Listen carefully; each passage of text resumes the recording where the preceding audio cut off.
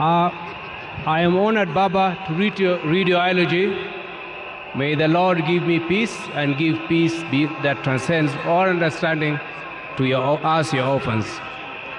Raila Omolo Odinga is truly a once-in-a-generation leader, a man whose ideals transcended politics and whose legacy will shape Kenya's destiny for generations to come. President William Ruto announced the demise of former Premier on 15th October 2025. On the 15th October 2025, the mortal journey of the Right Honorable Raila Omolo Odinga came to an end. But his spirit is immortalized in the story of a life that began on the 7th of January, 1945. For 80 years, he embodied resilience, boundless optimism, a will to test limits, ventured into new frontiers and imagined new horizons, all in a steadfast love for country. He was a leader who never wavered in his belief in the good of his people. Raila Odinga lived a life of purpose. He chose to fly high, urged the nation to dare, and challenged Africa to fight for its place in the world and retrace the dreams of the continent's founders. Over the past 3 years, we have witnessed an outpouring of emotions of a nation gripped in grief. Africa has grieved for him. Indeed, the world has grieved for him. Our nation and the world struggling with the question, did we really know him in his fighting to find hope in his enduring legacy? Raila Odinga may not have been there to fight the country's war for independence, but he bows out as an undisputed leader of the national rebirth of the Kenyan nation. He easily became the bridge between our generation and that of our grandfather, the late Jaramogi Oginga Odinga, who fought for our country's independence from colonialism. He learned at the feet of Kenyans and Africa's most revered leaders. He witnessed the liberation ideals and struggles of Pan-African heroes, including our grandfather Jaramogi, Jomo Kenyatta, Julius Nyerere, Kwame Nkrumah, Gamal Abdel Nasser, and Kenneth Kaunda, among others. He followed and internalized Nelson Mandela's struggles and agreed with his philosophy that courage was not the absence of fear, but the triumph over it. That the brave man is not he who does not feel afraid, but he who conquers that fear. Raila conquered fear and mastered courage. Possibility of death in pursuit of an ideal was not a reason for Raila to retreat, for he also internalized William Shakespeare's words that cowards may die many times before their deaths. The valiant never taste of death but once. It is from that perch that Raila began his own long walk for freedom and liberation, applying himself to the cause as a debt owed to past and due to the present generations. Many times he appeared to be on a cause much larger than himself, a mission almost impossible, but he seemed to be the way he loved it. He gave his life for it. In emulating the giant steps of Jaramogi Oginga Odinga, our grandfather, and the spirit of selflessness that ran deep in his heritage, Raila Odinga, just as his father once declared that he could be no freedom for the release without the release of their leader Jomo Kenyatta, proclaimed Kibaki Tosha, a declaration of the man himself. Raila Odinga was Raila Odinga. He never cared what others thought about him or his actions. He cared whether people bought into his vision and mission. Once a political prisoner and one of gratitude, Raila Odinga cared deeply about Africa and worried eternally about its decline. For that, he applied. During the 90s, he worked closer support to peaceful electoral processes in Nigeria and Zimbabwe. He mastered Africa's conflicts and the forces and issues behind them. The highest executive position he ever rose to was that of Prime Minister of the Republic of Kenya, which created here. However, the hallmark of Raila's life and career was not in executive mansions and offices. It was in the struggle for freedom and democracy in Kenya and across Africa, many times telling the continent's dictators to set their people free. It earned him outright enemies, cynical friends, and admirers in Africa and beyond. It is this record that saw him appointed Special Peace Envoy of the African Union in February 2011, following the post-election crisis in Côte d'Ivoire. He juggled politics, entrepreneurship, scholarship with ease.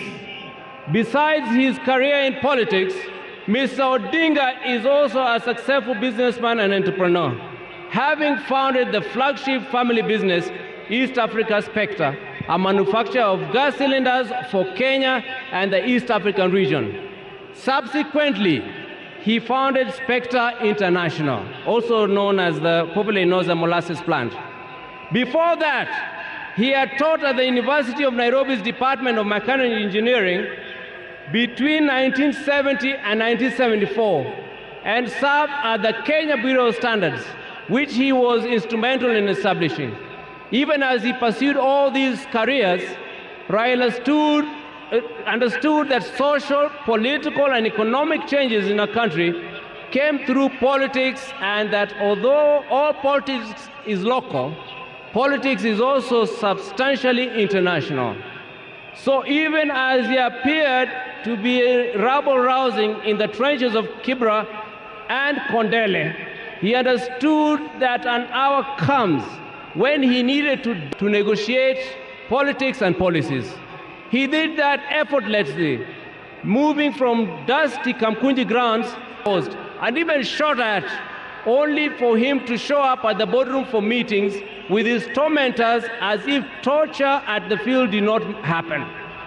He understood the place of man-to-man negotiations in the quest to influence, to transform it. But those disagreements never stopped him from sitting down with those he disagreed with or sympathizing with the views of fellow politicians.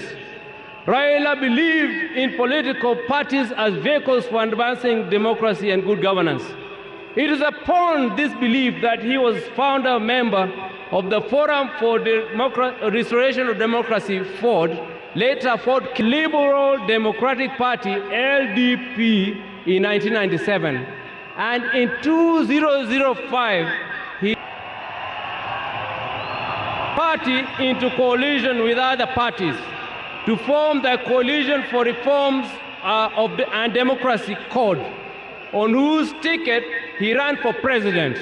He challenged the election results at the Supreme Court, which ruled in favor of his opponent. He accepted the verdict and took up the leadership of the opposition. He contested the 2017 presidential election on the ticket of the National Super Alliance, NASA, which election ended up being nullified by the Supreme Court, but he stayed out of the subsequent contest. Mr. Odinga was again picked by his coalition, Azimio la Umoja One Kenya Coalition Party, for the presidency in 2022, whose results were confirmed against him by the Supreme Court. He accepted the verdict and has led the opposition coalition. Raila's early life prepared him to be a consummate African and citizen of the world, with early education in Kisumu and Siaya before leaving for Germany, where he began his high school education at the Herder Institute of Leipzig. He later transitioned to the Otto von Gutenberg University in Magdeburg, in the then East Germany, where he obtained a Master of Science in Mechanical Engineering, specializing in production technology. In February 2024, Raila visited and extensively toured the two institutions, reliving his days there and recalling that when he arrived in Otto von Gutenberg, there was not more than 5 black students in the whole college. As a leader, Raila believed in and exercised unity, selflessness, sacrifice, collective leadership, humility, honesty, discipline, and hard work. Other than Kenya, Raila's other greater love was Africa. He celebrated the continent's potential and more being left behind by less endowed regions of the world because of failure of leadership. Indeed, the last major political project Raila quietly embarked on just days before his death was a third biography dedicated purely to. In October 2018, he named the continental highway networks corridors, railways and airports as if they were in Kenya. He was at ease with Africa's trade deficit figures in comparison to other parts of the world. In politics, Raila communicated the importance of reconciliation, forgiveness, and putting country over self. He forgave his jailers and worked with them to move the country forward. He emphasized that building a progressive country demanded leaders rise above anger and desire for revenge. He would also believe ideology that when the nation is under extreme threat, leaders must embrace extreme use towards the desired end. He believed that power should be used to ensure the existence of the nation, not the demise of the nation. He wanted power to be used to ensure progress, prosperity, and peace of and among nations, and not for any causes that would yield contrary outcomes. We will cherish Raila's memory in the heart of our nation, and I believe in the hearts of many African nations. Fare thee well, our champion, our freedom fighter, our Baba. You have fought the long fight. You have finished the arduous race. You have kept the unshakable faith. Your work here is done. The struggle continues. Rest in peace and eternal, rest in perfect and eternal peace. Thank you, Baba. Long live the King!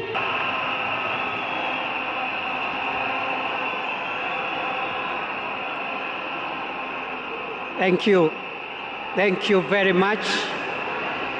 We are going now to receive the following family members to eulogize their father, Winnie Odinga, Raila Odinga Jr., Rosemary Odinga, and later on, Mama Ida, and Mzee Senator Dr. Oburu Odinga will close that chapter on the family tributes.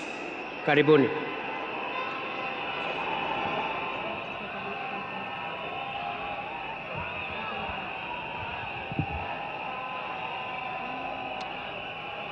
Hello? Hello? Hello?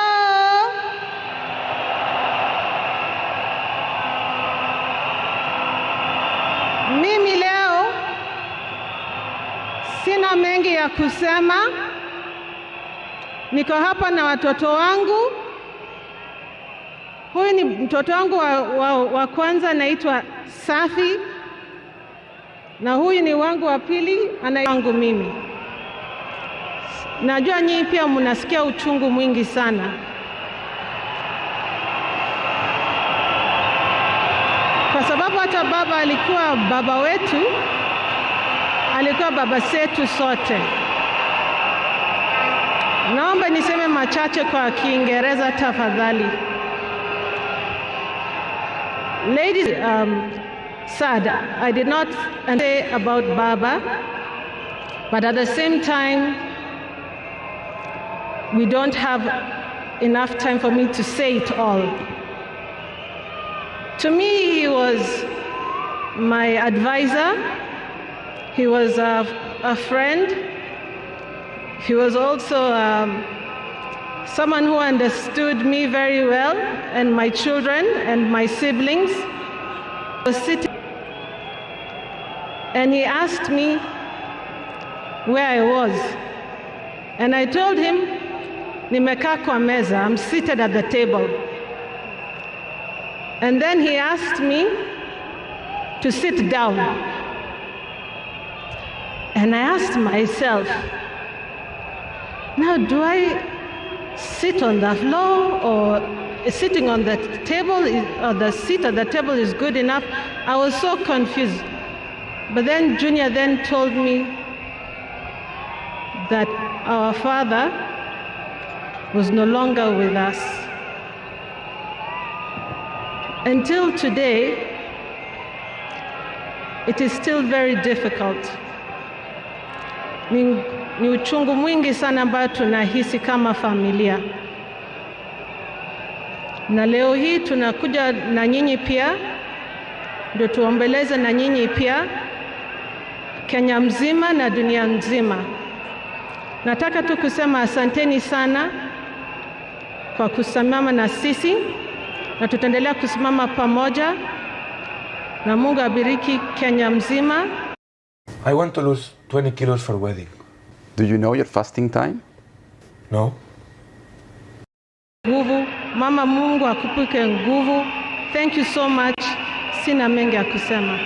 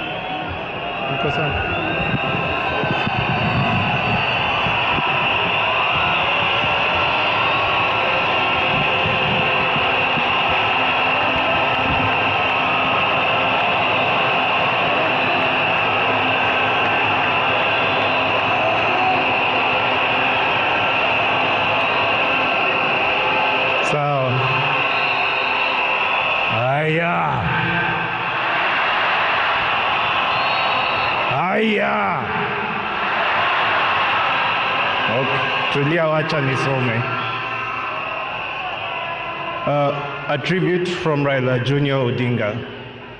My beloved mom, my sister Rosie and Winnie, my extended family, excellencies, distinguished guests, my fellow Kenyans.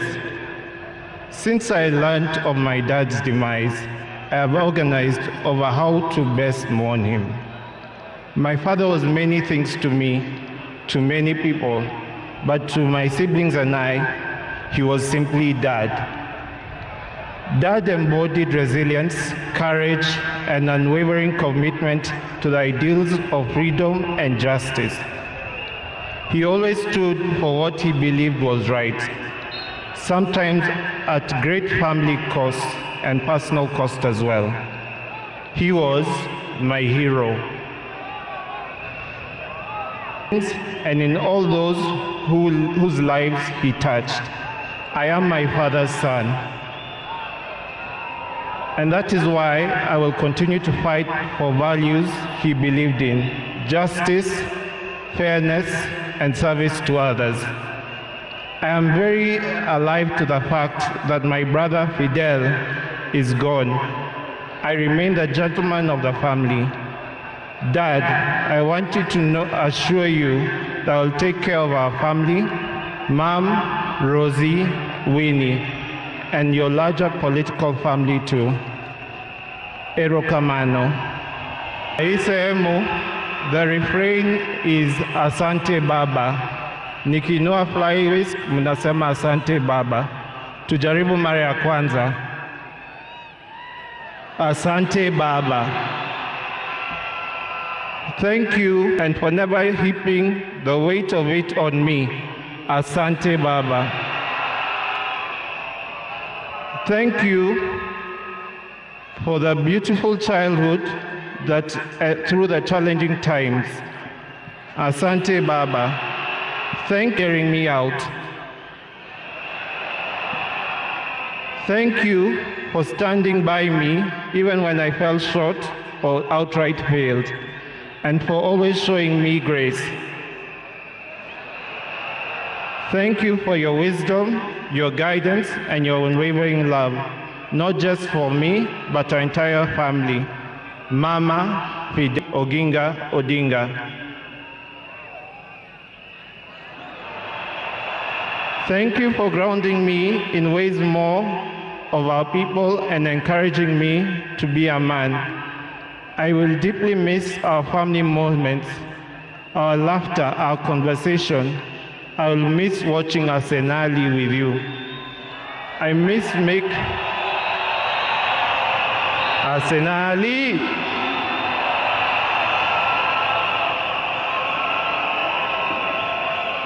And for everything you have meant to me. You have run your race with honor, and may grace now lead you home. May the ancestors receive you and rest well. Nindikwe, Baba Aheri, Asante Baba, Asante Baba, Asante Baba, Joy, Joy, Joy.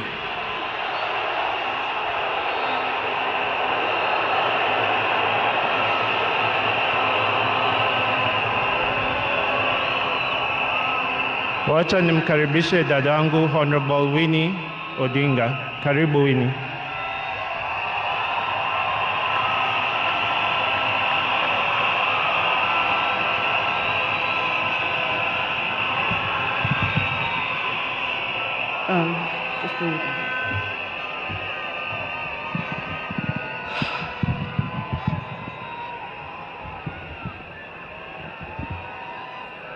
Hey.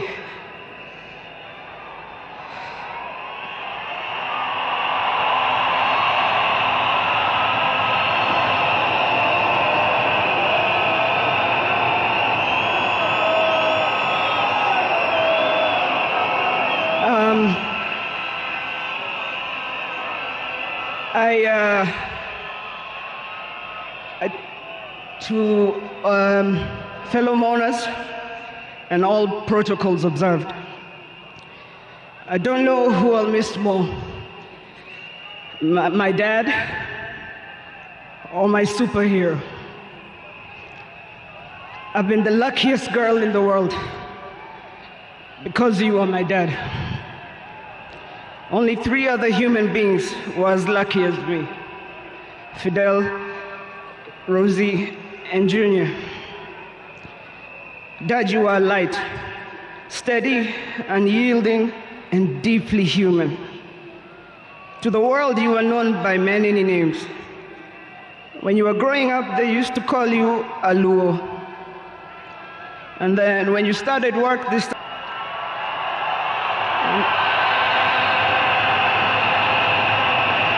at another point, they started to call you Aguambo. They called you Jacom. They called you Baba.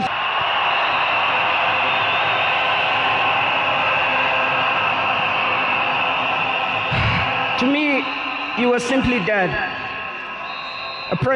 A man whose presence froze rooms around the world. Our home was the Vitendawili testing ground, filled with trivia, quizzes that challenged the 4 of us, in a good way sometimes. When I learned that you willed to be buried in 7-2, even beyond the grave, I can see you now laughing in your heaving manner. I can see you laughing at all of us, knowing that your wish will be done. To my fellow mourners, I learned from him that love for country is not just in words, but in sacrifice. that justice must be pursued even when the path is lonely. The true leadership is service and not power. Millions of you are in despair, but take heart, because he left a plan for you too. He led all of us, he taught us, he carried us. We know what he expects from us, and we shall rise together in his honor. I watched him at his best. I watched him fall and rise again, each time with grace, forgiveness, and music. I think you know the favorite song. Down the bay, the mountain top, where the sun shines on a mountain top. I took a trip on a sailing ship, and when I reached India, I made a stop. But I'm sad to say I'm on my way. Won't be back for many a day. My heart is down, my world is turning around. I had to leave a little girl in Bondo town.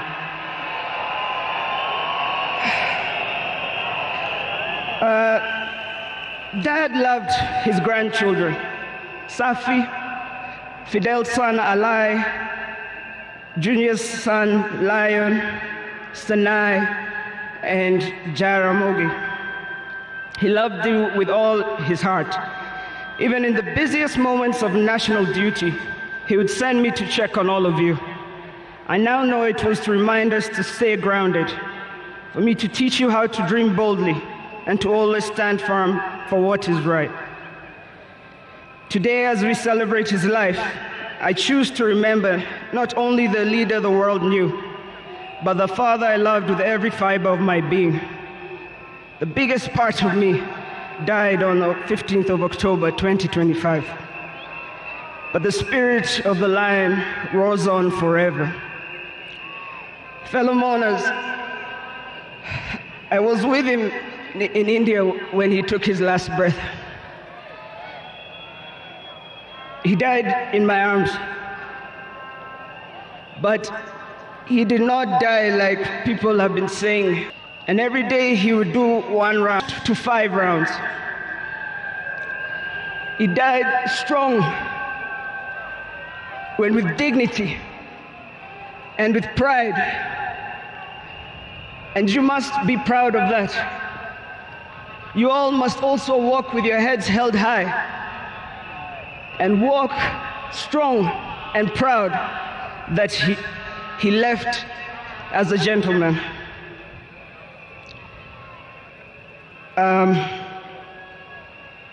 As a family, we want to thank all of you, from Turkana to Lamu, from Isiolo, Mandera, to the shores of Lake Victoria. Asanteni sana. The king is dead, but long live the crown. Joey! Joey! Joey! Joey! Rest in peace, Dad. Asante.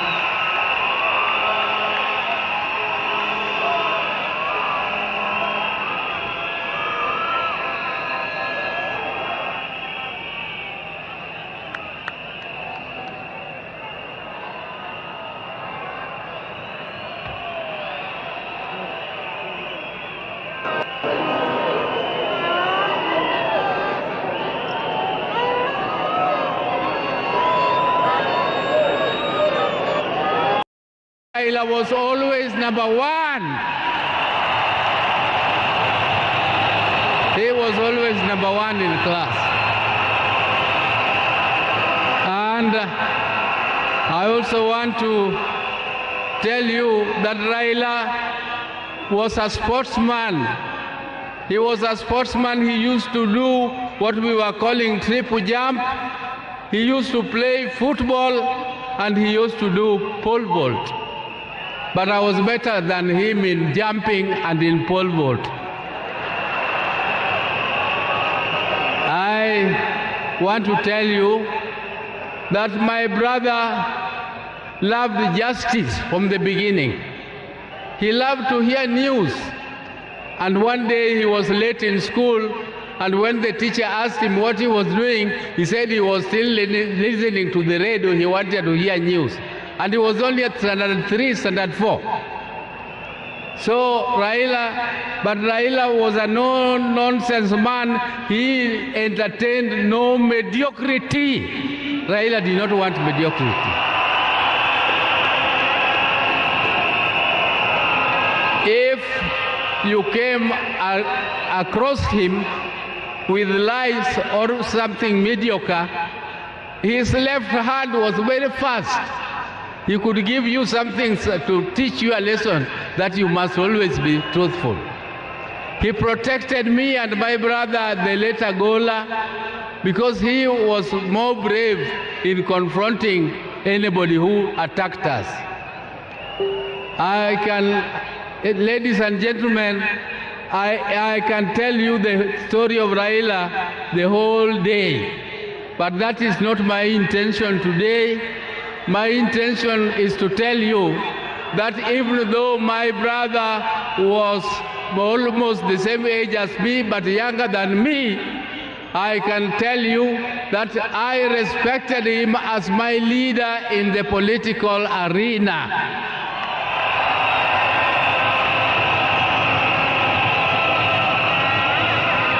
And I want to thank my party, ODM, for making me the acting party leader of ODM, the oldest and the largest party in East and Central Africa.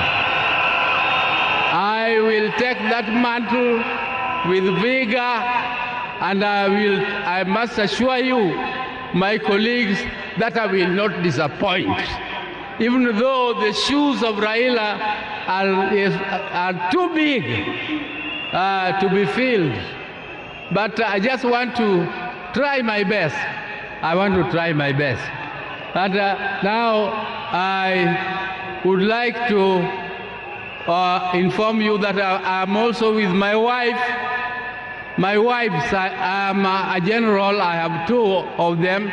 If I don't introduce them to you, they might feel jealous and refuse to give me food. There's my elder wife, Dr. Ann Ayo Oburu, is here. And come. This is the lady who took me out of boyhood. She is a doctor. She is a pediatrician, and she is the one with whom we grew together. But I thought that now, at my age, I don't want her to scratch me. I don't want her to massage me. So I brought her helper, Judith Oburu. Judith Oburu.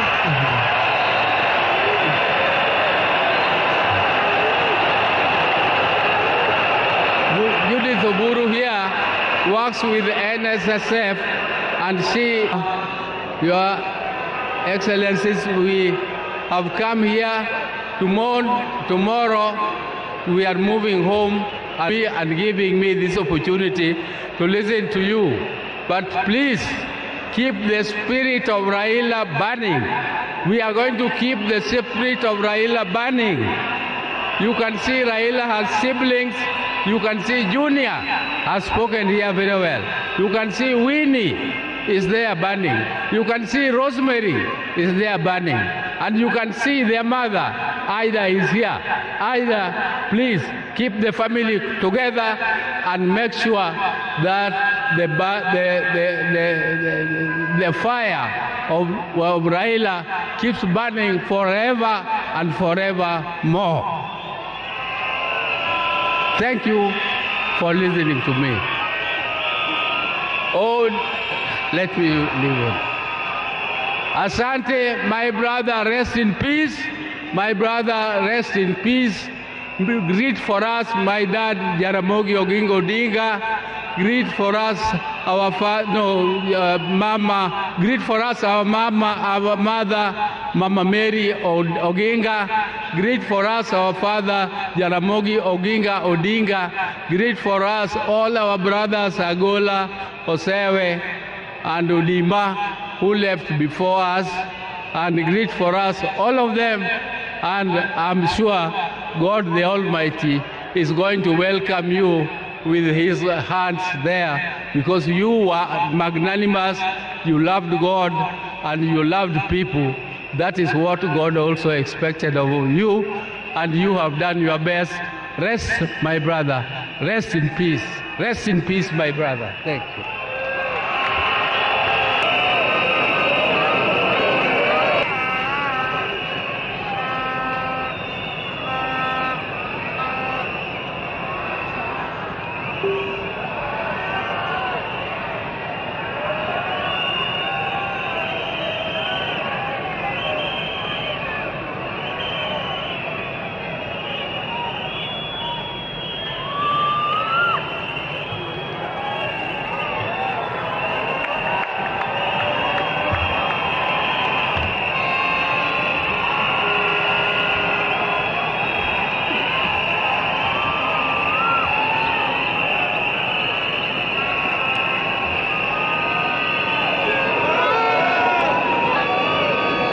Hello?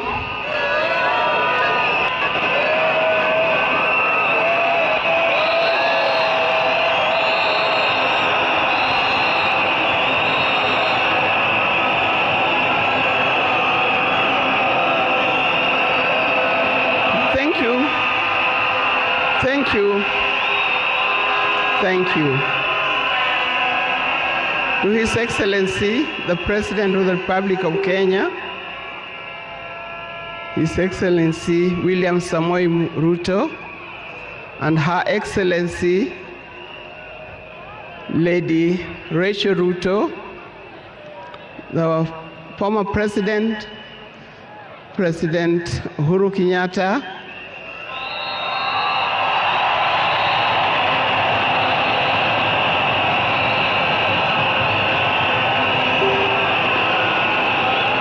the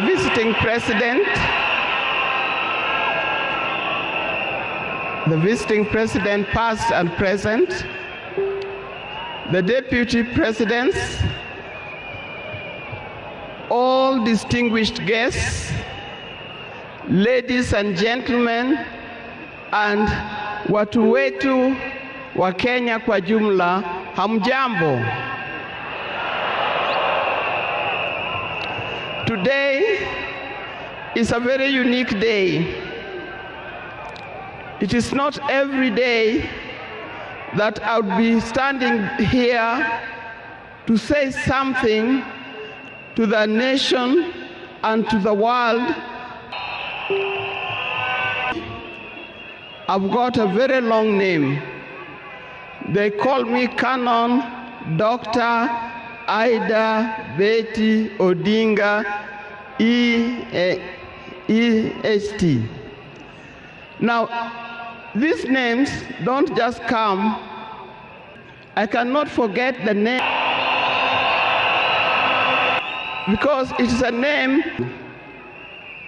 I'm also gotten the name of that I know that Raila stood for, and he keep on repeating is that we need peace. We need peace in our nation. Something about peace. My dear husband, Raila Omolo Odinga. I first met Raila way back in the early 70s.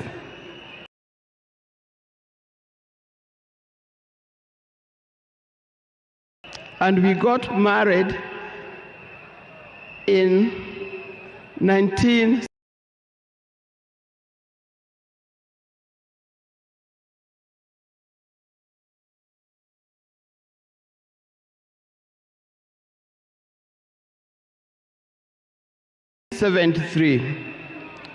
For that reason, I've lived with this man for 52 years.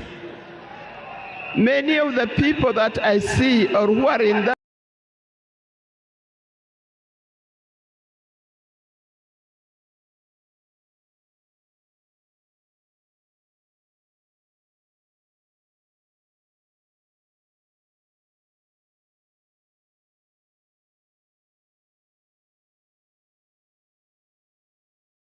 this stadium could have easily be our children.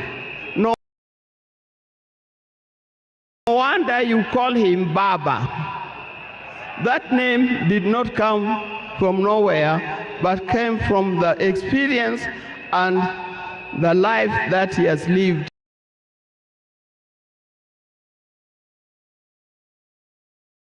With a relationship that he has had with some of these people. During our union, we were blessed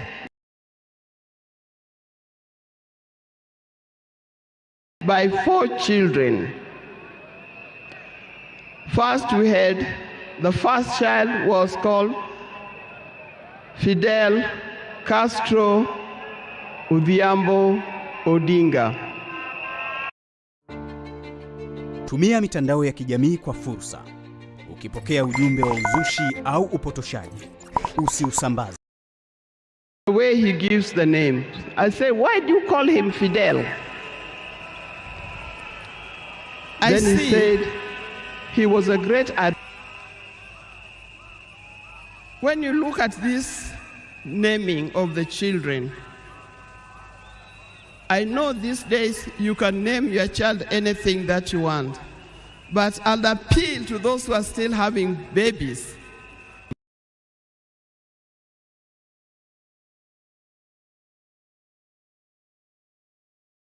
Because you name them people, you never have a name written somewhere. And on the after, we were blessed by 4 children.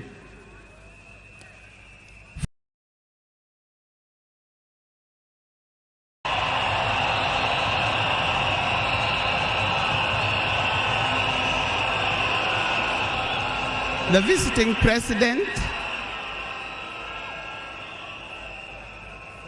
president past and present, the gentlemen. It is not every day that I would be standing here to say something to the nation and to the world about my dear husband, Raila Omolo Odinga. Who don't know me, I've got a very long name. They call me Canon Dr. Ida Betty Odinga EST. Now, these names don't just come like that, but they are names that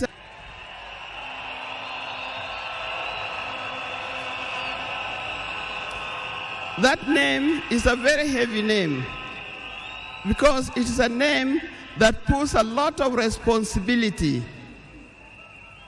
to the owner of that name. I'm also gotten the name of Peace Ambassador. And for that reason, even before I say something else, I'd like to say something about peace. One thing that I know that Raila stood for, and he keep on repeating, is that we need peace in our nation, we need peace in our homes. And peace will not survive in a situation, in a chaotic situation. For that reason, I appeal, today I appeal, let us mourn Raila in peace. I know you are all concerned, but let's keep peace so that the peace can prevail, not only here in the stadium, but also in the rest of the country. 70s. And we got married in 1973. For that reason, I've lived with this man for 52 years. Many of the people that I see or who are in this stadium could have easily be our children of these people. During our union, we were blessed by 4 children. First, we had the first child was called Fidel Castro Odhiambo Odinga. When Fidel was born, I was a bit hesitant the way he gives the name. I said, why do you call him Fidel? Then he said he was a great admirer of Fidel Castro, and therefore he named his first child Fidel Castro Odinga. Later, we had the second child, Rosemary, and here again, Rose is the name of my mother, and Mary is the name of his mother. We combined the 2 names together, and we call the child Rosemary. It also has a meaning to us. When it came to the third one, and he named after his best friend and his cousin called Raila Kembo, with whom they shared the name. So we ended up with Raila Odinga Odinga. Last, there was a big gap, and I'll explain to you. Last came the 4th child. The 4th child, when I went to the hospital, and you know those mothers, you end up somewhere in labor ward. And I was watching the television. And on the television, that's the time when Nelson Mandela had come out of prison. It was he's been there for 27 years. Raila also had been in prison, but that's not why we named her Winnie. And I was watching the television, I could see Nelson Mandela and Winnie Mandela holding hands as Mandela walked out of the gates of the prison. By then, I didn't know what kind of child I was going to get. But then I said, if it's a boy, we'll name him Wilson Mandela. But if it's a girl, will be Winnie Mandela. And therefore, Winnie Mandela arrived. And that's the 4th child. I see when you look at this naming of the children, I know these days you can name your child anything that you want, but I'll appeal to those who are still, because you name them people you never saw, you never heard of, simply because it saw the name written somewhere. There's nothing wrong with giving our children the names of the people who in our lives we think are the heroes. Our life was not smooth life. Just like any other family, there's been ups and downs. But as we continue living together, we've learned how to cope, because we all have weaknesses and strengths. We learned to talk straight to one another. We learned to speak the truth, and we learned to forgive and move on. Now, that forgiving spirit was not only in the home, but is something that has spread to the Kenyan.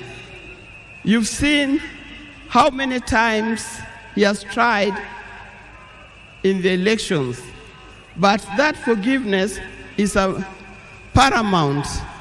So please don't carry grudges from one generation to another and from one group to another. We are all Kenyans. We are all Kenyans. We are sisters and brothers. We must learn to forgive easily and build together Kenya.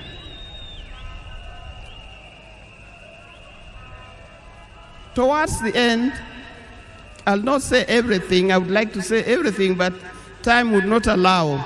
And a span of 52 years is not a short time. I hope that when I get another opportunity on Sunday, I'll be able to say more. But one thing that he kept on repeating to me is that we must urge Kenyans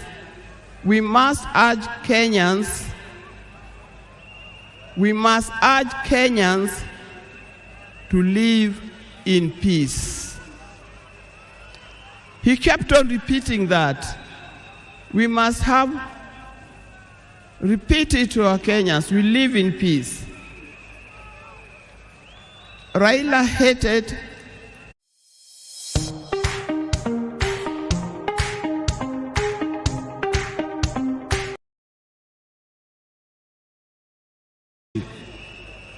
He hated greed.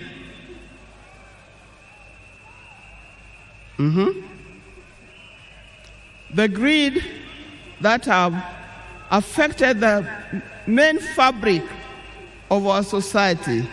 The greed that leads to stealing from the public coffers. The greed that leads to corruptions. That's the kind of thing that Raila would not have liked to see. So, you people, you Kenyans, I'll tell you more. But I thank you, those who have come and those who are watching us from other places. I thank you for standing with this family. I thank you for being here for us. And I thank you for helping us to mourn Raila. May his soul lie in eternal peace. And for the people of Kenya, I wish you well, thank you, and may God bless you. Thank you.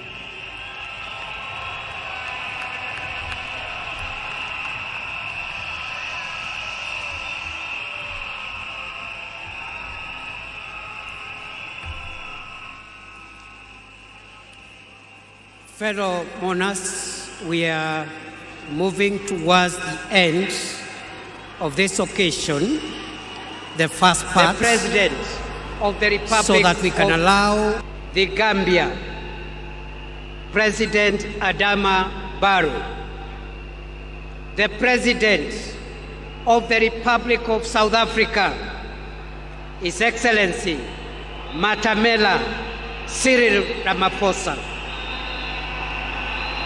the Prime Minister of India, His Excellency Narendra Modi, the President of the Democratic Republic of Congo, His Excellency Felix Tshisekedi.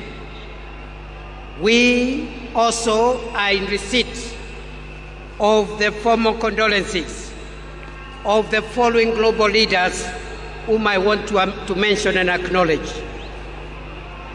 The Secretary General of the United Nations, His Excellency Antonio Guterres, the Chairperson of the African Union Commission, His Excellency Mahmoud Ali Yusuf, the Head of the European Union Delegation to Kenya. We also have the condolences of the Under-Secretary General and the Executive Secretary of the United Nations Economic Commission for Africa, the Director General of the World Health Organization, Tedros Ghebreyesus, the Assistant Secretary General of the Commonwealth of Nations, the Executive Secretary of the Intergovernmental Authority on Development, Dr. Wokne Geneyeu, the Secretary General of the East African Community, Veronica Nduva, of the United States of America Senate Committee on Foreign Relations, from the United Kingdom of Great Britain and Northern Ireland. We have the apologies of the Minister for International Development and Africa, Jane Chapman. Condolences from Italy through the head of mission, through the deputy head of mission of the Italian embassy, the High Commissioner of Australia, the High Commissioner of Canada, the Ambassador of the Russian Federation, the Ambassador of the People's Republic of China, the Ambassador of the Czech Republic, the Ambassador of Switzerland, and the Ambassador of the Federal Republic of Germany. Ladies and gentlemen, we now would like to hear the condolences and the remarks from two other speakers as we close this session. Let me acknowledge all the people, fellow Kenyans who have come to join us and join together in mourning our departed leader. Let me recognize our delegation here from the state side, the arms of government, all the arms of government, and the two levels of government are represented here. We are led by His Excellency the President, William Ruto, and the First Lady. We also have our retired President. We have the speakers of the two houses, the Chief Justice, members of the Cabinet, Principal Secretaries, the military command led by the Chief of the Defense Forces. We have our governors, senators, MCAs, and the ODM fraternity. Your Excellency, allow me to recognize, because you have permitted me to do so, in our presence, the names that were read, just for the purpose of record. The President of the Federal Republic of Somalia is here, His Excellency Sheikh Mohamud. The President of the Federal Republic of Ethiopia is here, His Excellency Taye Salessi. The Vice President of the United Republic of Tanzania, His Excellency Dr. Philip. Asanteni.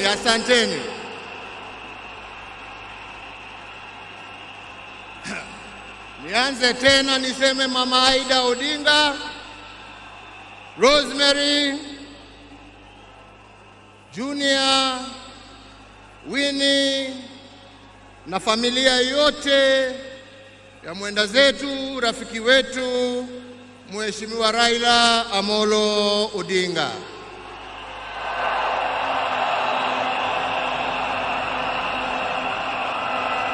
Mheshimiwa Rais wa Jamhuri ya Kenya, Mheshimiwa William Ruto na First Lady Mama Rachel Ruto,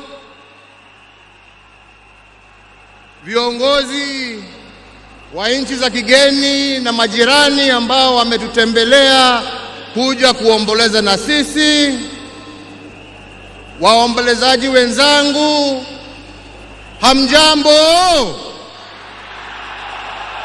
Hamjambo tena.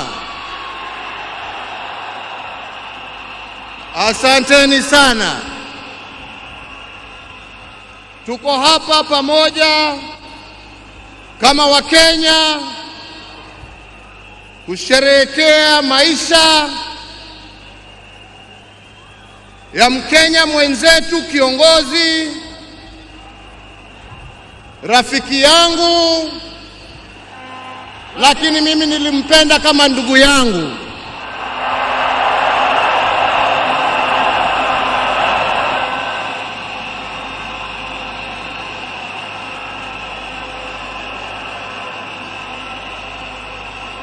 Mheshimiwa Raila Omolo Odinga, vile tumeambiwa hapa, tulimjua kwa majina tofauti tofauti: Agwambo, Jacob, Tinga.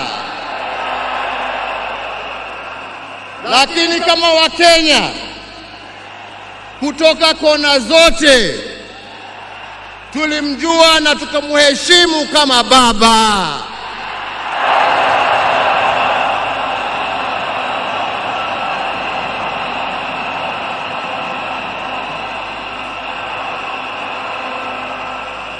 Na tulimuita baba kwa sababu بريدك الإلكتروني هو أول انطباع أونلاين لك. اجعله مميزا. مع البريد الإلكتروني من جودادي احصل على عنوان احترافي يتطابق مع نطاقك، يعزز الثقة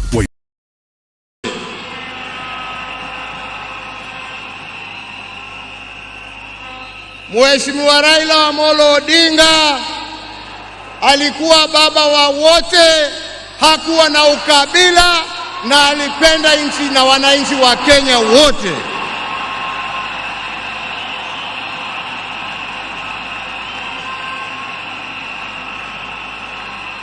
Na testimony here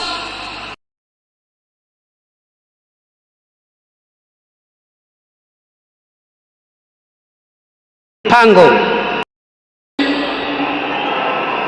Junior, Winnie na familia yote ya mwenda zetu, rafiki wetu. Yako alikupenda kwa sababu ya fikira zako, alikupenda kwa sababu ya vitendo yako, lakini sio kwa sababu ya rangi yako ama kabila lako.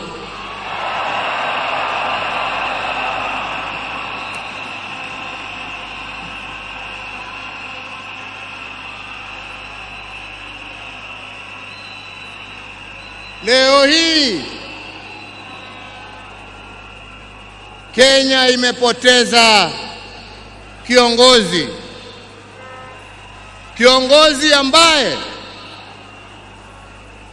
historia ya demokrasia katika taifa letu la Kenya haiwezi iandikwe bila la jina la Raila Omolo Odinga kuwa nambari moja.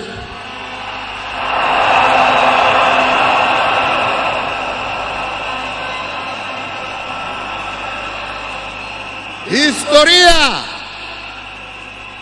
ya Kenya ya kutetea haki za kibinadamu na haki za wananchi wote haiwezi iandikwe bila jina ya Raila Omolo Odinga kuwa nambari moja.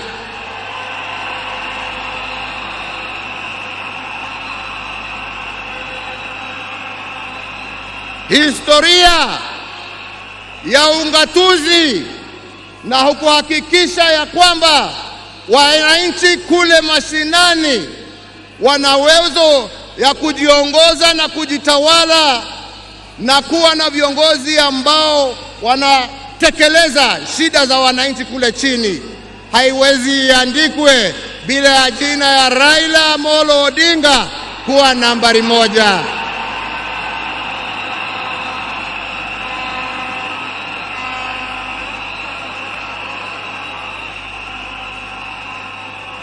In short, nasema vipi? Nasema hivi: Raila ametuacha kimwili, lakini ndani za roho yetu, ndani ya spirit ya Kenya, ataendelea kuishi miaka na miaka tukisonga mbele.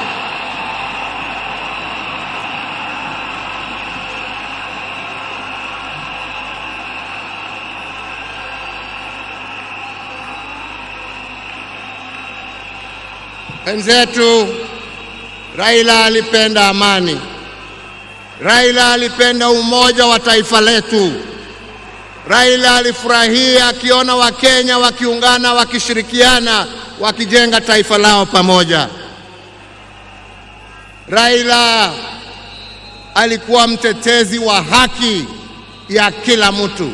Pahali ambapo alikuwa anaona hakuna haki, Raila ndio alikuwa wa mbele hapo kuhakikisha ya kwamba haki zimepatikana. Na wenzangu,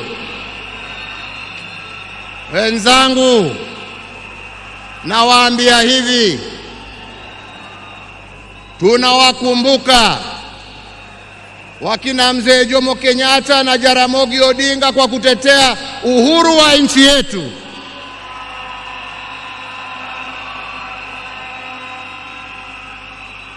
Na kila mara tukiimba wimbo wa taifa, tunasema tunatalinda uhuru wetu na damu yetu na jasho yetu.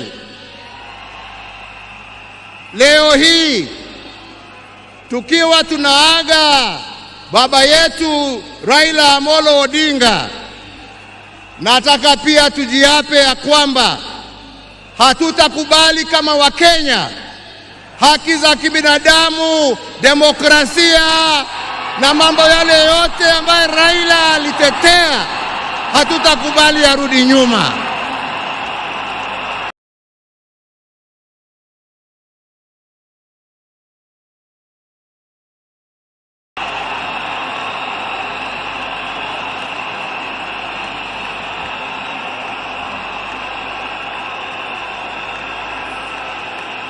Hatutakubali yarudi nyuma.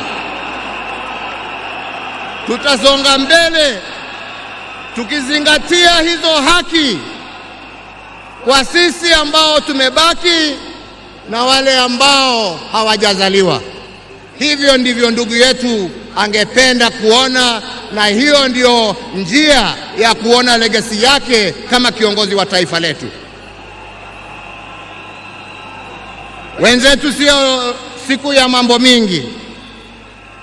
Nimekuja kuomboleza rafiki na ndugu, lakini siwezi nimalizie nisiposema ya kwamba hata kama leo tuna huzuni na tunaomboleza, lazima kama Wakenya tuchukue nafasi hii, kwa sababu Raila hangeweza kutenda yale ambayo alitenda kama angekuwa amesimamiwa na mama nguvu wa kazi, mama Ida Odinga na watoto wake Rosemary Junior, Winnie na familia yake yote. Kwa Wakenya tunawashukuru kwa kutupatia Raila atumikie nchi, na kwa kumuunga mkono ndio awe na nguvu ya kututumikia sisi wote. Yangu ni kusema, ndugu yangu, uende vyema. Wenzangu, kastori kadogo tu, sio kubwa.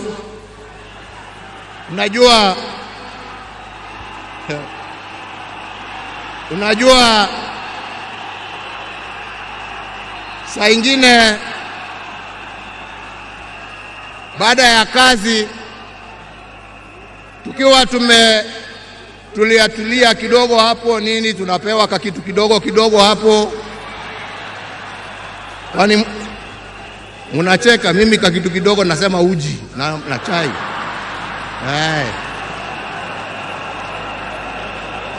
Lakini wakati tulikuwa tunapiga gumzo, saa ingine tulikuwa tunajiuliza, unajua jamani, wale wazee ambao wameenda, wakina Jaramogi, wakina Jomo, wakina Nkrumah, wakina Mwalimu Nyerere, jameni, unafikirianga wakiketi wanaongeanga mambo gani? Mimi nilikuwa nasema unajua wanaongea siasa kama sisi, wanatuangalia tu na mambo hii yetu ya upuzi hapo. Wanatuchekelea. Anasema lakini unajua I'm very keen kujua. Sasa ndugu yangu, umeenda mbele yangu. Sasa tayari najua mnajiongeleshana huko. Na sio ati niko na haraka ya kuja kuwafikia, lakini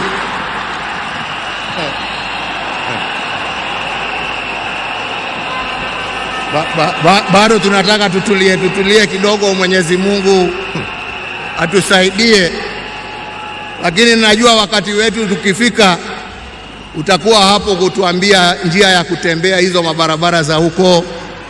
Kwa hivyo ndugu yangu, nikuombee kwa Mwenyezi Mungu akurehemu, akulaze na amani na wenzako, ukijua ya kwamba twakumbuka wewe na yale ambao umebakisha tutaendelea nayo, na familia yako sasa imekuwa yetu, na tutaendelea kuwalinda na kuwachunga na kusimama pamoja nao kwa wakati wote. Nasema lala salama ndugu. Mungu awabariki familia yako na awafariji na awapatie nguvu, na Mungu aendelee kuibariki Kenya hii yetu, Afrika Mashariki na Afrika kwa jumla. Asanteni sana, Mungu awabariki.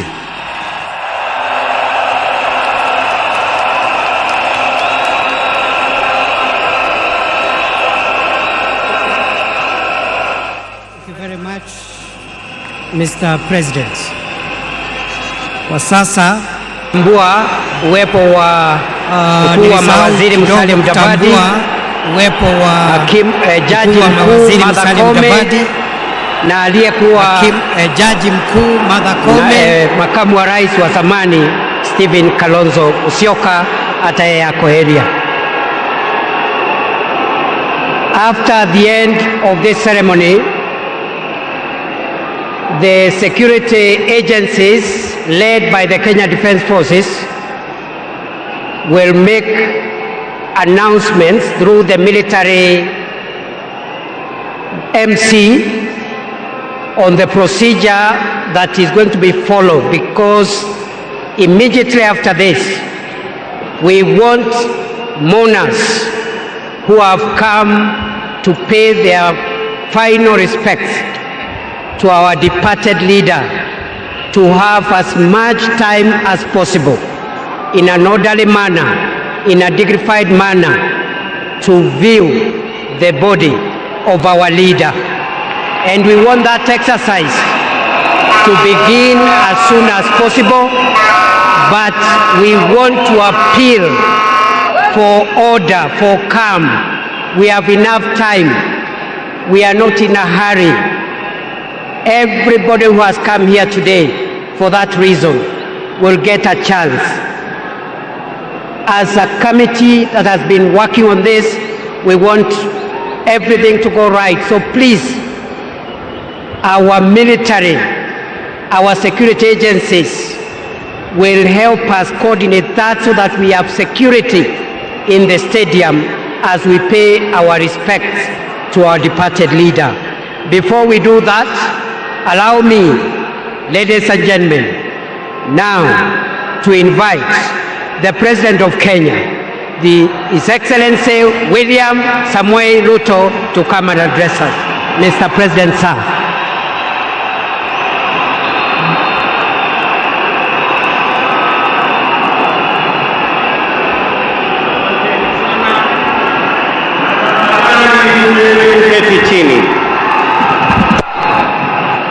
Fellow citizens, friends of Kenya from across the world, distinguished guests, ladies and gentlemen, every once in a generation there comes a leader whose impact transcends their moment, whose courage inspires change, and whose vision shapes destinies.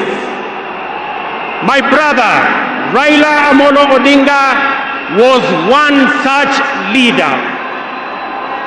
Across, with absolute conviction and with unwavering valor, the Right Honorable Raila Omolo Odinga, Ward Mary, Ward Nyar Alego, Agwambo, Tinga, Jacom, Enigma, Ward Ping, Baba, the man in whose honor we gather here today belongs to that rare, irrepressible breed of human beings. My dear brother Raila Omolo Odinga, as we bid you farewell, we do so with the deepest gratitude as a nation and as a people. We grieve your loss.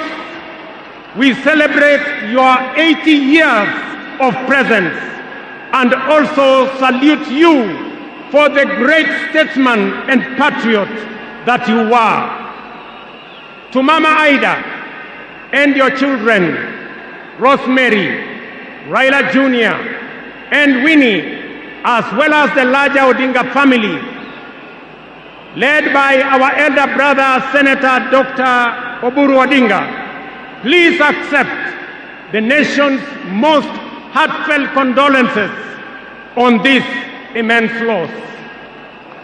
Kenya stands with you in this moment of sorrow. We share in your inexpressible grief, but we also share in your pride for your husband, your father, your brother, and your kin, who belonged not only to you, but also to us. Thank you for sharing him so generously with us as families and as a nation. Omolo may no longer walk with us, but his spirit lives within every Kenyan and every African.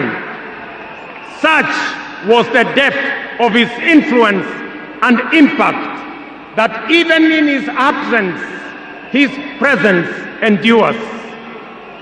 Fellow citizens, we gather here today not just to mourn the passing on of Baba, but celebrate his purpose, his vision, and his ideals. He walked among us as a man, but he also charged among us as a movement for change, a movement for justice, and a movement for inclusivity, and a movement for a greater and better Kenya. Allow me, fellow citizens, at this solemn moment, to also speak as an ordinary Kenyan, a father, a brother, and a fellow traveler in the journey of our nation's history. I have come a very long way with Baba. When I stood by him with the other Pentagon members at a defining moment in his and our nation's history, I neither knew that one day we would find ourselves on opposite sides, nor could I have imagined that years later he would stand by me, this time to steady the nation and to help anchor my leadership, culminating in the birth of the broad-based government. To you, Baba, I owe you, and I am truly and eternally grateful that our paths crossed and that we shared this journey together. We have been both collaborators and competitors, friends and rivals, but always patriotic Kenyans, united by a dream greater than ourselves, a dream bigger than any partisan divide, a dream of a united motherland called Kenya. As I have reflected on Raila's legacy following his passing, I have entertained no doubt in my mind that history will judge him fairly and kindly, because whenever the nation needed him to rise above self, he always did unreservedly. Whenever Kenya needed reason, he became the voice of reason courageously. And whenever the country needed a hand of reconciliation, he offered it without hesitation. Perhaps one of the greatest lessons he taught us was this: in the noble task of statecraft and nation building, there is room for all of us, competitors and collaborators, rivals and allies, bound together by one higher purpose, the greater good of our republic.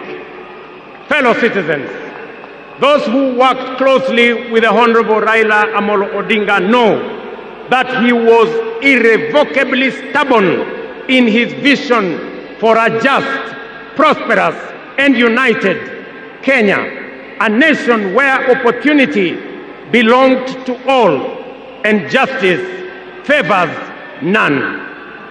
In Tinga, Kenya found a reformer, a moral compass, a reconciler. He proved that progress demands both courage and patience, that we must be stubborn on the vision, but agile on the details, adjusting our means, our plans, and our strategies, but never compromising our mission. The gentleman we are bidding farewell today gave more to this country than most will ever. He endured years of imprisonment, exile, and political struggle for not the privilege of power, but for the principle of service. He bore the scars of his struggles with dignity and calm poise, and turned pain and suffering into purpose. Jacom was also at home in the humblest of homes and at ease on the grandest of global stages. His heart belonged to the people. He shared in their pain, rejoiced in their victories, and never lost faith in the people's goodness. Fellow monarchs, one of the Honorable Raila Odinga's favorite songs was Jamaica, Farewell by Harry Belafonte, a melody of longing and gentle sorrow. He often broke into a dance and with a big smile sang, "Round the Bay of Mexico, where the sun shines daily on the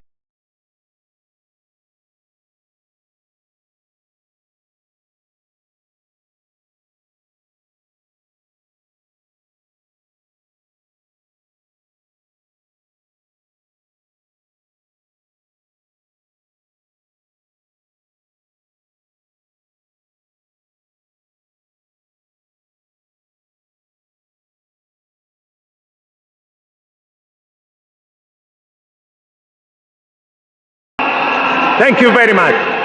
Today, those words ring with profound meaning, significance, and impact. Our elder statesman, the Honorable Raila, is sailing on a ship, not to Jamaica, but to home beyond. He will not be back with us for many a day. He leaves behind many little girls and boys, not in Kingstown, but here in Nairobi, in Kisumu, in Mandera, in Vihiga, in Mombasa, in Kakamega, in Wajir, and in every village and valley across our land. Baba has finished his race. He has kept the faith. He has served his people and humanity. It is our solemn prayer to the Almighty God that the soil of the land which Honorable Raila so tirelessly served shall embrace him with grace, that the nation he sacrificed for shall eternally cherish his memory, and that the people for whom he fought for shall carry his dream forward. Ladies and gentlemen, fellow citizens, when a man of the stature of Baba, a towering patriot, a relentless reformer, a visionary statesman, and a selfless servant of the people departs from among us, when a mighty bongo tree falls among us, we are left in awe of a life so immense in purpose and impact. And in that quiet moment of both boundless gratitude and unfathomable grief, we are rightly bound to ask, from where shall another like him rise? Ladies and gentlemen, there was and there can only be one Raila Omolo Odinga, a man of great courage, a man that made sacrifices, and a man who had a big heart to forgive even when he was wrong. May the Almighty God comfort his family, and may the soul of the Right Honorable Raila Omolo Odinga rest in eternal peace. Asanteni sana na Mungu atubariki sisi zote, and God bless our great nation. Thank you very much, and I want to thank all the dignitaries who have come to condole with us. Asanteni sana, tutawaona mbele katika safari ya kumpumzisha huyu shujaa kiongozi wetu Raila Omolo Odinga. Asanteni.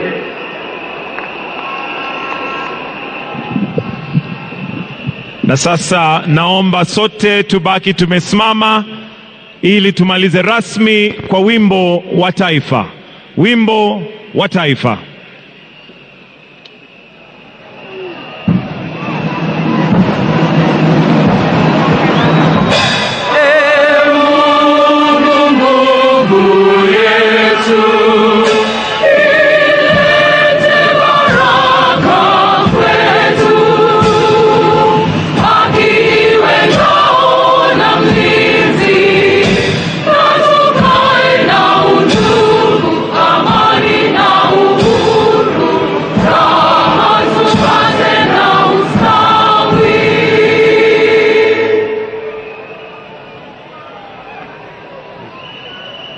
Na kwa sasa naomba tafadhali tuweze kuketi na kutulia ili tuelekezwe vile tutakavyoona mwili. Lakini kwa sasa, for the exit protocol, we'll have His Excellency the President Dr. William Samoei Ruto together with Her Excellency the First Lady to progress and leave, followed by His Excellency Hassan Sheikh Mohamud,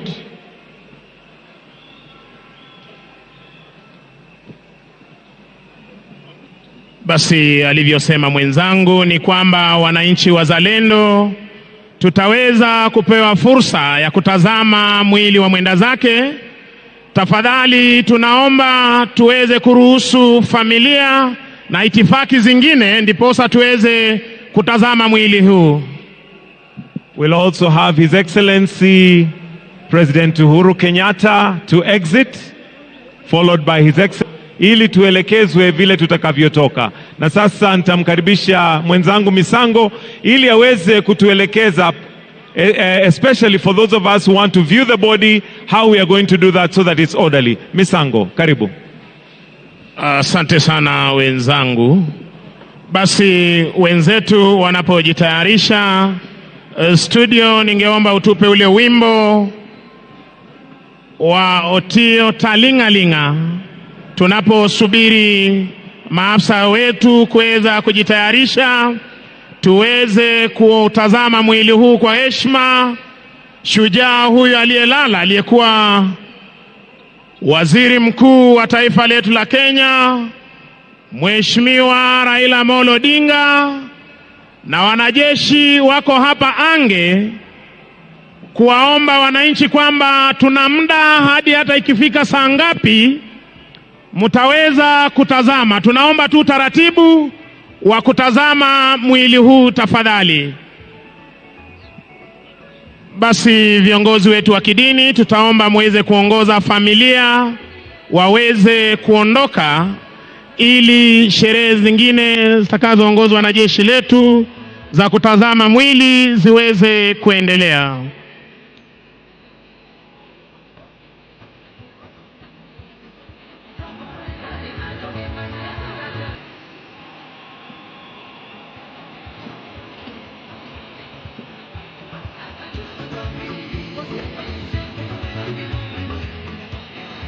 Na mtazamaji, ni picha za moja kwa moja kutoka uga wa Nyayo, uga ambao marehemu ashawahi kuyazungumza mengi ya kitaifa na pia vile vile historia yake ya kibinafsi na safari aliyopitia, lakini katika siku hii ya leo ni yeye ambaye alikuwa kuanaagwa, na imekuwa ni sherehe ambayo kwa kweli imezungumza mazito kutoka kwa familia yake, ambayo imeweza kuzungumzwa na wanawe marehemu Rosemary, ambaye ameyazungumza machache tu kwamba ameweza kumpoteza rafiki, ameweza kumpoteza mshauri wake na mtu aliyemwelewa zaidi, na pia vile vile mwanawe wa kiume Junior, Raila Junior, pia naye akatoa hakikisho kwa mzee kwamba mzee amini kwamba mahali unapokwenda na mimi ninapobakia, ili gurudumu la familia nitaliendeleza vizuri sana, na nahakikisha kwamba zile falsafa ambazo uliziamini na mimi nitaziendeleza katika uhai wangu. Dada zangu nitakuwa nao bega kwa bega, mama yangu nitashirikiana naye.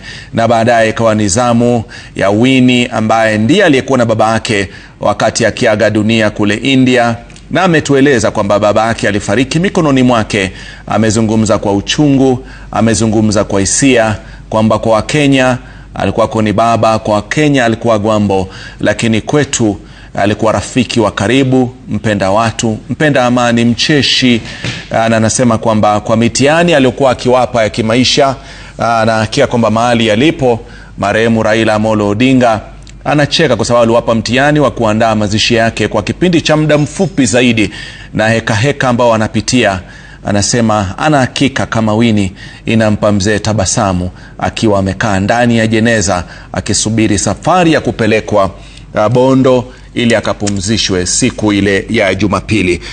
Tumeweza kusikia yaliyozungumzwa kwa machache na aliyekuwa rafiki yake wa karibu, aliyekuwa Rais Uhuru Muigai Kenyatta, akieleza kwamba amekosa mtu wa karibu, amekosa rafiki, amekosa mshauri, na akaeleza maisha yao yalivyokuwa, na pia vile vile akaeleza taifa kwamba ameondoka, hatuko naye kimwili, lakini tuko naye kwa sababu yote aliyowapigania ndio yale ambayo tunajivunia sisi kama Wakenya. Na hakuna historia ambayo itaandikwa Kenya ikija katika masuala ya demokrasia, ikija katika masuala ya uongozi bora, ikija katika masuala ya ugatuzi, bila kuwa na jina la Raila Omolo Odinga. Na sio tu kuwa jina lake, lakini lazima jina lake liwe la kwanza katika orodha ya majina ambayo yatakuwa yanaandikwa katika wachangiaji. Naye pia vile vile alipozungumza Rais Daktari William Samuel Ruto, ameweza kumwenzi rafiki, mwanasiasa shupavu, mpiganaji wa mageuzi hapa nchini Kenya, mwanademokrasia, katika hotuba yake akimiminia sifa tele, na akisema kwamba familia pia vile vile haitaachwa peke yake, itakuwa ina Wakenya ambao sasa wana kila sababu ya kuregesha mkono wa baba kuupeleka kwa mama Ida Odinga. Mtazamaji, ni wananchi ambao sasa hivi wamesalia katika uga ule wa Nyayo, ambapo kama ilivyoelezwa hapo jana na ikakumbushwa katika siku hii ya leo na naibu wa rais Profesa Kithure Kindiki, ni kwamba wote watulie, kila mmoja ambaye ana nia na dhamira ya kumuona na kumuaga marehemu Raila Omolo Odinga, dhamira ile ataitekeleza, kwani wataangalia wote paka wamalize ndio mwili uondolewe katika uga ule wa Nyayo. Kiongozi wa Wiper Kalonzo Musyoka ambaye amewasili leo, alikuwa kwa nje ya nchi, pia ni miongoni mwa wale ambao unaona katika kiwambo cha runinga yako ya Citizen, akiwa miongoni mwa wale ambao walibahatika katika uwanja wa ndege wakiwa na mlaki naibu wa rais Philip Mpango kutoka Tanzania, na akiwa ameandamana na aliyekuwa rais wa Tanzania Mrisho Jakaya Kikwete. Pia vile vile miongoni waliokuwepo katika uga wa Nyayo ni Taye Atke Selassie ambaye ni rais pia vile vile wa Ethiopia. Miongoni mwa waliokuwa katika uga wa Nyayo ni Rebecca Dimabior ambaye naibu rais pia vile vile wa South Sudan, Hassan Sheikh Mahmoud rais wa Somalia, na pia vile vile waziri wa usalama wa ndani wa Rwanda Vincent Biruta, miongoni mwa wageni wale ambao wamefika. Baadhi wametumwa na marais wa taifa, baadhi wenyewe wamekuja kuwakilisha, huku tukipewa orodha ya wengi tu ambao wameweza kutuma risala za rambirambi kumwenzi na kutoa pole kwa niaba yao wenyewe binafsi, mataifa wakilishi, kuileta kwa familia ya mama Ida Odinga. Kwa mtazamaji, kutokea viongozi wakiwa wanaondoka, sio kwamba shughuli imekamilika. Viongozi wanaelekea katika tenti ambalo limeweza kuwekwa jeneza la Raila Omolo Odinga ambaye safari yake ya mwisho itakuwa inakamilika, ama ya kumpumzisha rasmi itakuwa inafanyika siku ya Jumapili. Hivi sasa viongozi mmoja baada ya mwingine wa Kumuaga, na leo pia vile vile mwili ule ulipelekwa katika majengo ya bunge ambapo rais Daktari William Ruto aliongoza mabunge yale mawili na baadhi ya viongozi wengine wa kitaifa kumuaga rasmi katika majengo ya bunge. Kumbuka shughuli hiyo ilikuwa ifanyike jana, lakini kwa sababu ya ukubwa wa udogo wa eneo na wingi wa watu, shughuli ile ikaondolewa katika majengo ya bunge na ikapelekwa moja kwa moja katika uga wa Kasarani ambapo ni wiki 3-4 zilizopita ama mwezi uliopita marehemu alikuwa pale akiongoza wa Kenya katika kuweza kuishabikia timu ya taifa Harambee Stars katika michuano ya CHAN. Hakujua kwamba ipo siku atakuja agwa na maelfu ya Wakenya waliomiminika kwa mahaba tele, kwa uchungu, kwa huzuni, kumuaga baba ambaye aliwapigania kwa hali na mali, aliwapigania kwa jino na ukucha, aliwapigania wakati wa jua na mvua, aliwapigania wakati wa masika na kiangazi. Mtu ambaye alitoa maisha yake kuhakikisha kwamba atabadilisha pale atakapoweza. Kuna wengi wana falsafa na wadadisi wa masuala ya kisiasa wanasema aliweka furaha yake pembeni na akapigania furaha ya taifa. Na kama hayo maneno ya wanafalsafa yanaenda sambamba, yanashabiana pakubwa na yaliyozungumzwa na aliyekuwa Rais Uhuru Muigai Kenyatta akisema ni jukumu letu sisi kufanya kazi ambayo aliifanya kuhakikisha matunda aliyoyapata hayanyauki kipindi ambacho yeye ametangulia mbele zake.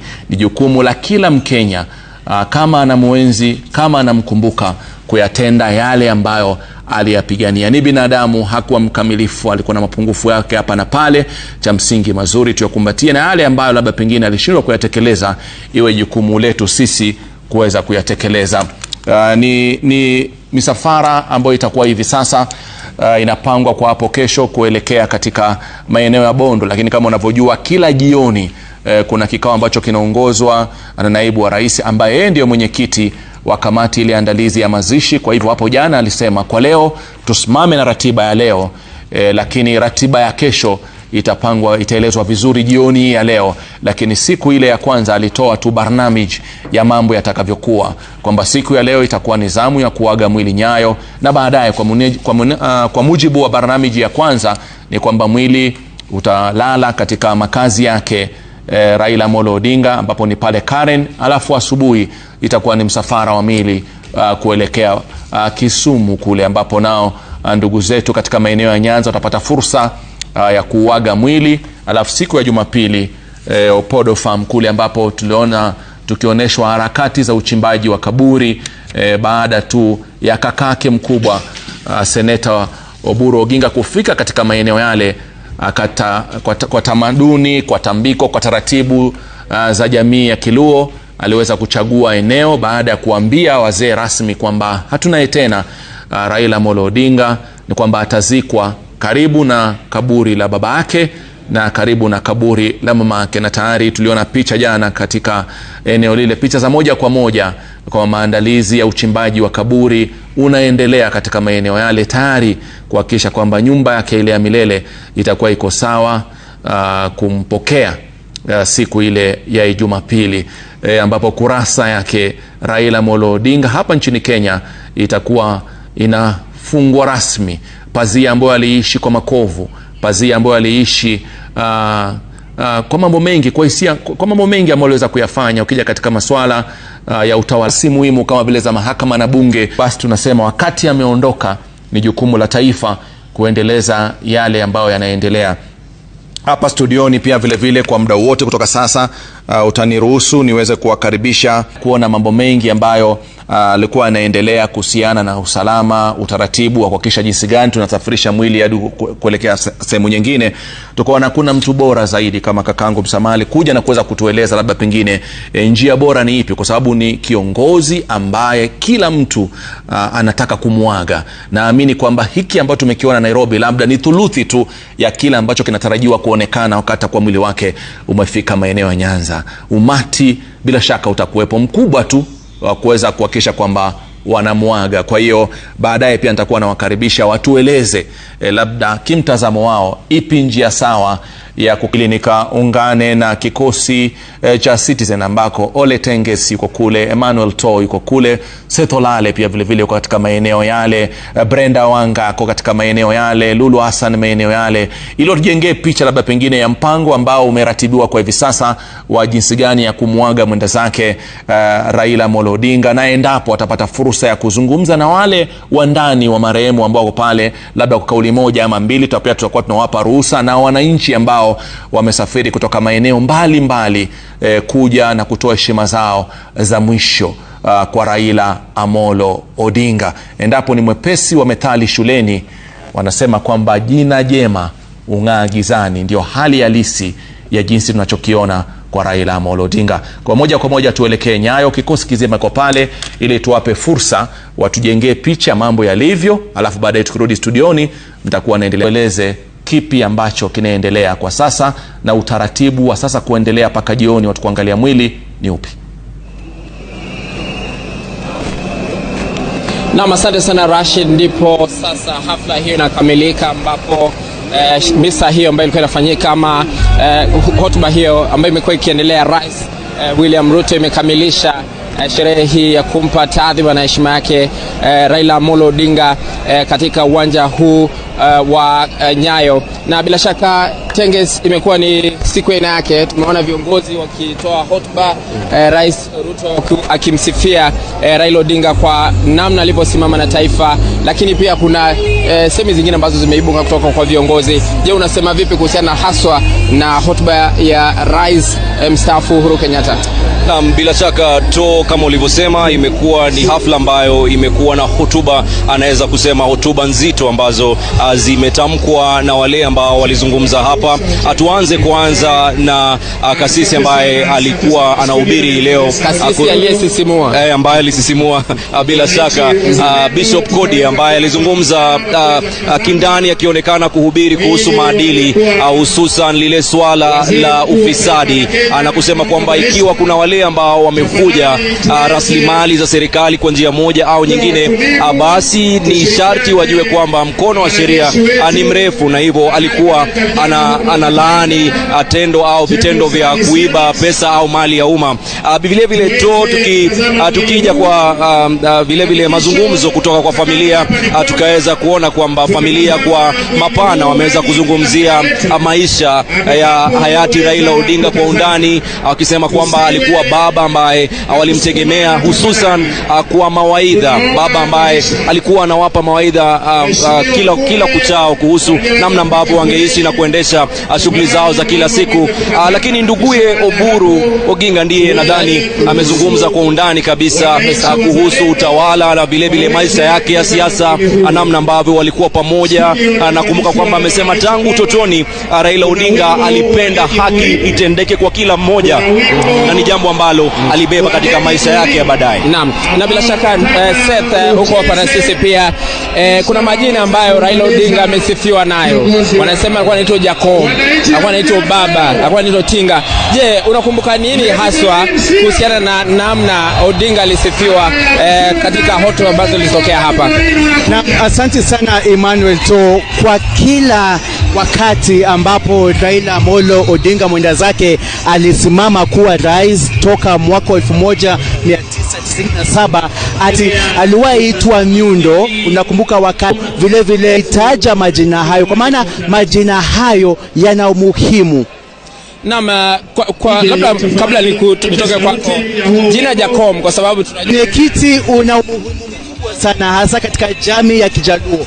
Maana yake kwamba kitu ya kwanza tunapokuwa na masuala tofauti ya kisiasa, masuala tofauti ya jamii ya Luo vile vile ina mwenyekiti wa baraza kuu, tunaita Luo Council of Elders, iko na mwenyekiti, na uchaguzi ama kuteuliwa kwa mwenyekiti wa Luo Council of Elders ni shughuli kubwa mno, na hayati ama aliyekuwa waziri mkuu Raila Omolo Odinga alikuwa kwenye mstari wa mbele kushauriana na vile vile kuwa kwenye kamati ya Luo Council. Ilikuwa nyingi, ilikuwa kubwa zaidi.